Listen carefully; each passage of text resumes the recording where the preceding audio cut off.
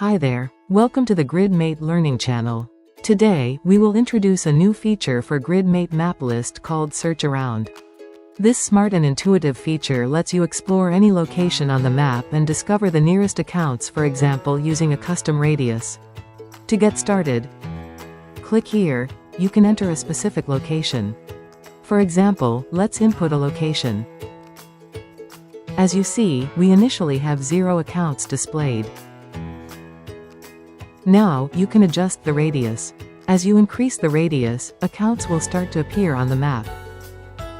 Keep in mind that you can switch between kilometers and miles to customize your search. With the accounts now visible, you can either view or edit their information. If you need to make changes, simply select the Edit option. You can also see the account details. That's it. Thank you for watching.